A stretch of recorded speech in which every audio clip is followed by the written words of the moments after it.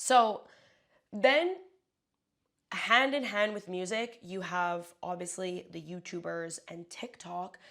This is such a big deal because even though propaganda has always existed, as we are in the digital age, I know I mentioned this time and time again, but let's be so for real. TikTok, any form of social media, is allowing for these criminals to literally have access to the public at their disposal. Like, they have a device, you post a video with a catchy song in the background.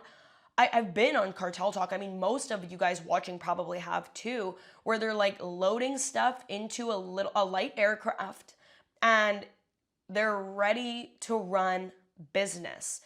This is exactly how propaganda works. You make something extremely illegal or like morally wrong. You know, I'm not here to say what's right and wrong, but it's illegal.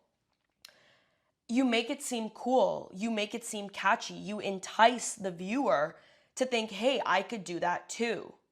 And so then you have Mexican YouTubers, like a really infamous example would be like Marquitos Toys, who has now been the victim of extreme threats, and then his brother was murdered. You know, he's this Culiacan-based YouTuber who has millions of subscribers, shows off his luxury lifestyle, but then has alleged ties to the Sinaloa cartel and is now facing extreme violence.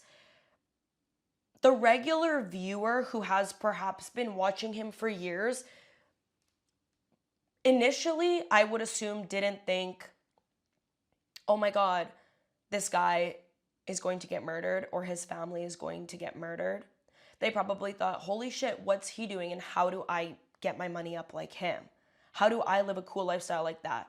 You know, how do I wear head to toe designer, go to Spain for a vacation, you know, travel around the world, have a cool car, have a pretty girl? It sells this really sparkly, perfect package, but then inside it's like a Jack in the Box. You know, you're just like winding it up, waiting for that bomb to explode, for the Jack to jump out, which for a lot of these people is literally a bullet to the head in broad daylight. So as glamorous as it may seem, this is exactly how propaganda works, right? We see this a lot in Sinaloa, where it's like you have these capos who are making a ton of money. This started off with Pablo Escobar, when you're making a ton of money through illicit means and you're building up your community. You're paying for someone's medical fees. You're paying for someone's post-secondary education. And to the person from the outside looking in, this is someone, you know, like a Robin Hood. But at the end of the day, they're still responsible for so many hundreds of thousands of deaths and so much violence. Because at the end of the day, it's not just about these people putting hits out on so-and-so. It's about the public act of violence where you have a shootout in broad daylight in Culiacan, where students just got out of high school and they're trying to run for cover because it's raining bullets. Something like that really taints that luxury lifestyle that's trying to be sold. Another thing it does is recruit people. So many people are consuming exactly what the cartels are wanting them to consume. They're receiving the message, and for a lot of people, they're acting on it. When I see these cartel recruitment WhatsApp group chats, there are some folks in there who are just ecstatic to be there. Some people are just curious, some people are unsure, but for the most part, there are people in there who are like, I want to work for XY cartel, and I believe I'd be a good fit. Please bring me into your community, into your group. It's like trying out for the frickin' high school basketball team. You just want to be a part of something, and you feel like once you're chosen, you get this sense of validation.